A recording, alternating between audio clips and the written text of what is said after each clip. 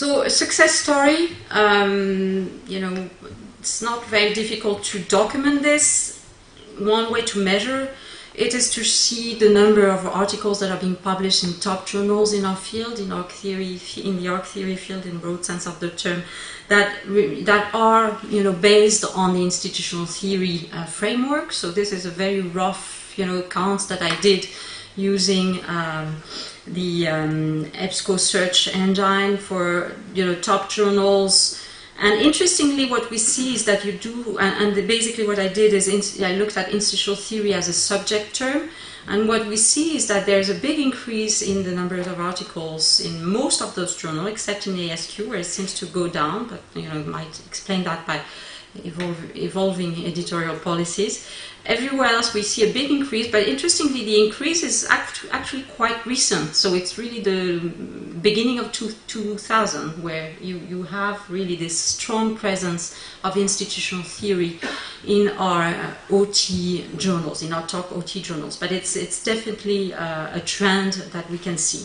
Another way to measure success is to see that institutional theory is now reaching out into neighboring fields, you know, fields that are not at the core maybe of our organization theory.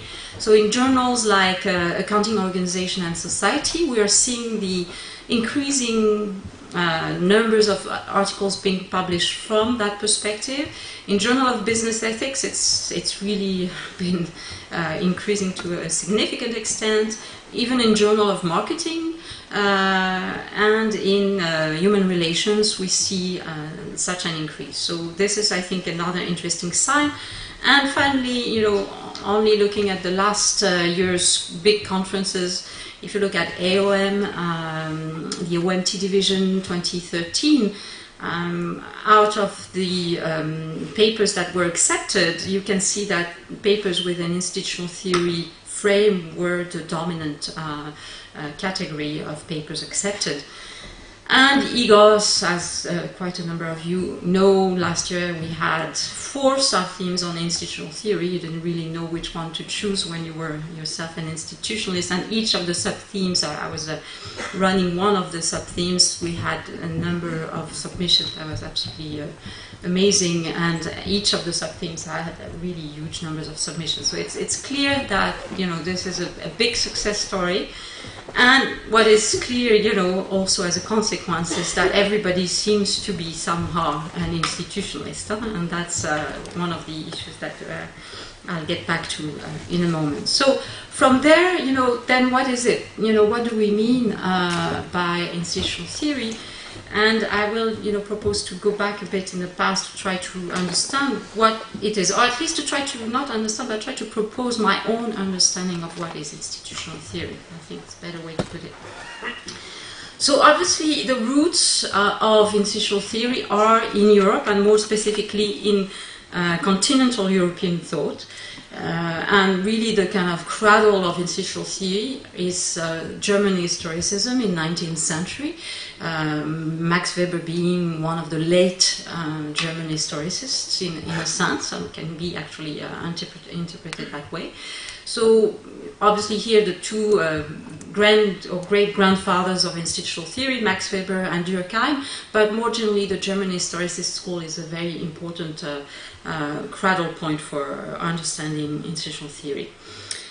Then we have actually what I call the first diffusion, which is taking place at the turn of the 20th century, and takes place in a context where a lot of American universities are still very young, don't necessarily have very developed doctoral education, and a lot of young and promising American intellectuals come to Europe to study or to do postdocs or for periods of time.